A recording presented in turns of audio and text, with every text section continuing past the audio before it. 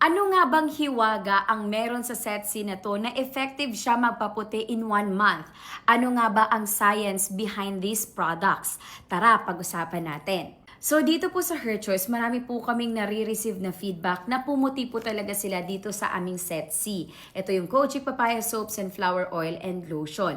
Yung iba po, wala pang 1 month, yung iba 3 weeks, yung iba 2 weeks, yung iba 1 week. Depende po talaga siya sa skin, depende siya sa lifestyle, depende din po kung paano natin siya ginamit.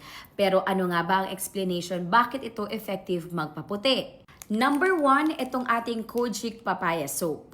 Ang main ingredient po natin ito ay kojic dipalmitate. Mas maganda po siya kaysa sa kojic acid talaga. Ito po ay mas stable, mas less irritating sa ating skin. Ito po ay nagsusuppress at nagko-control ng melanin production sa ating skin. Yung melanin po, yan po ang nagbibigay ng pigment sa ating skin. So like for example, kung mataas ang melanin production sa ating kilikili, ang tendency niyan, mas dark ang ating kilikili. So, kapag meron tayong Kojic Papaya Soap, nasusuppress po yan, nakokontrol ang production ng melanin. Ang ating Kojic Papaya Soap ay meron po itong papaya extract.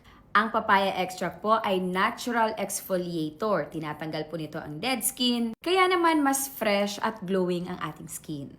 Pag-usapan naman natin ang ating Sunflower Beauty Oil na siyang ginagamit after natin ang Kojic Papaya Soap. Ito po, favorite na favorite ko. Why? Kasi itong ating sunflower dito, purong-puro po siya. Hindi po siya fake na sunflower oil. It is natural sunflower oil extract. You know what? Nakaka-hydrate po ito at nakaka-soothe, nakakakalma ng inflammation. And eto pa, infused din po ito ng kojic dipalmitate. So maganda po talaga sila kasi they are working in synergy para mas mabilis ang pampaputi sa ating skin. Meron din po itong rice bran oil. Ito po ay antioxidant at nakaka-even out ng ating skin. And of course, may vitamin E din po ito that supports skin repair.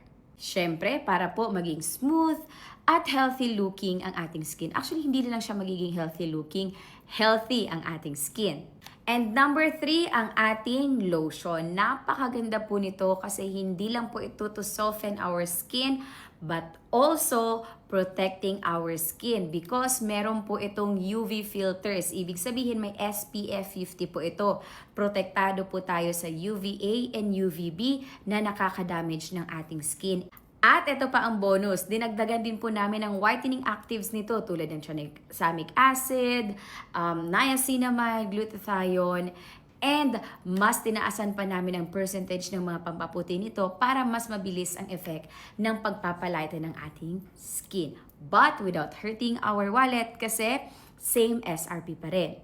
Kaya naman, if gusto mong pumuti, try nyo na ang aming Setsi at sabay-sabay tayo magkaroon ng glowing skin na siya namang deserve na deserve natin.